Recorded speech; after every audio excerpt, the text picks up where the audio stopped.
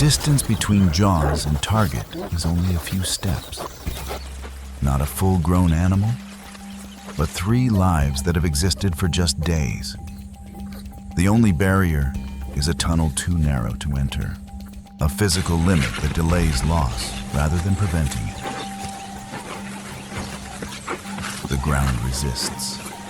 The opening keeps its shape, at least for the moment. With every passing second, the urgency of the calculation increases. When direct access fails, the approach is adjusted. Claws tear into the soil above the entrance. The roof begins to lose stability as material breaks loose and falls inward. Movement becomes visible beneath what was meant to remain concealed. Disturbed soil, milk, the presence of another animal. Ahead, the hyena concentrates on the new weakness. Not the doorway, but the ceiling protecting what lies below. Speed replaces caution. Distance is closed immediately. No warning is given, no display offered. Jaws clamp down. The smaller body is lifted and shaken in an attempt to end the interruption quickly and return to the task. Control is incomplete. The skin allows movement within the grip. Space forms where restraint should exist. The badger maintains her hold on a load-bearing point. Forward progress is repeatedly offset by backward movement. Control over the space in front of the entrance shifts in small increments rather than decisive gains. Dust lifts and settles. Grass flattens beneath the strain of 2 bodies locked in opposing motion. The hunter pauses to reassess. Remaining at the threshold preserves pressure, but allowing the threat to stay here introduces unacceptable risk. The mother emerges again, not to escape, but to reposition the danger away from the entrance. Another bite lifts the body clear of the ground. Failure at this point would terminate an entire line of survival. The body rotates within the limits the skin allows. Space opens where none should exist. Release is partial, but sufficient to return toward the boundary of safety. Pressure resumes. The badger meets him from below. Contact, separation, return. The doorway remains contested through repetition rather than escalation. The tolerance threshold is crossed. Withdrawal becomes the rational choice. Not because defeat has occurred, but because continuation no longer produces acceptable returns. Below ground, the young are covered again. Outside, the hyena attends to injuries that directly affect future hunting decisions, weighing short-term loss against long-term capacity. In this environment, preserving the ability to act matters more than winning a single confrontation. Across East Africa's open woodland savanna, life is shaped by long dry periods and brief, uncertain rains. The ground hardens and grass recovers only temporarily before pressure returns. Within this cycle, spotted hyenas survive by optimizing every available resource and avoiding waste where certainty is rare.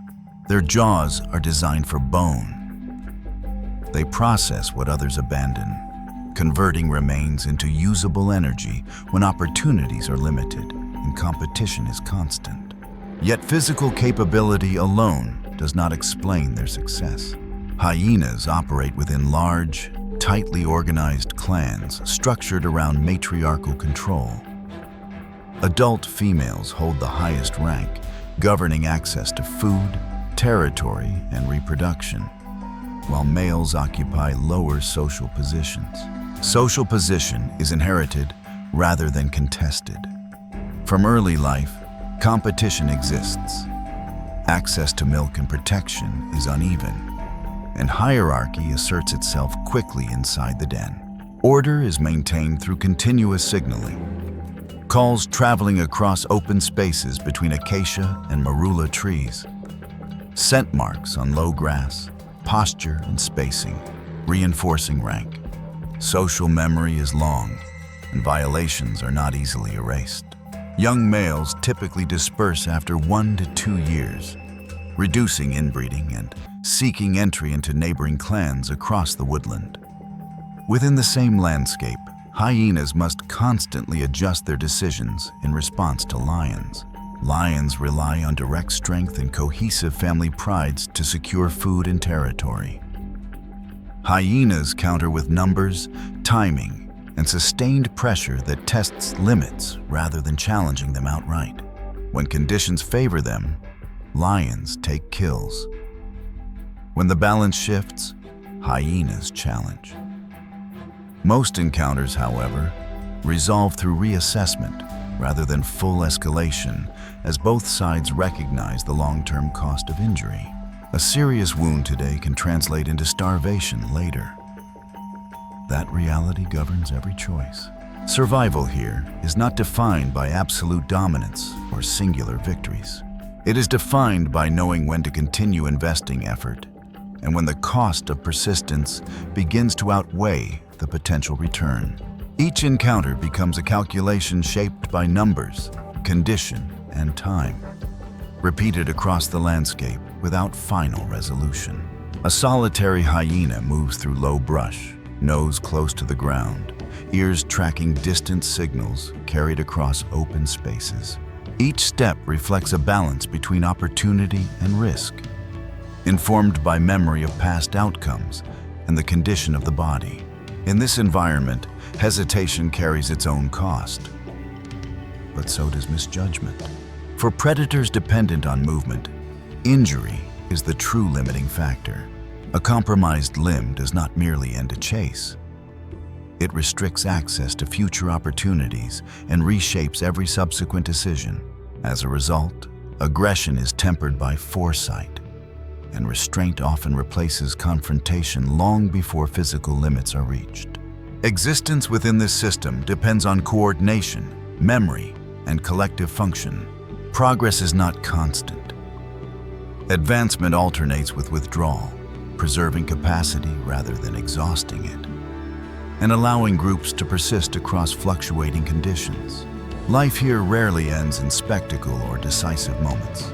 It is worn down by injury, disease, and competition, by the continuous arithmetic of scarcity, season after season, across the open woodland savanna, where survival favors those who manage cost as carefully as gain.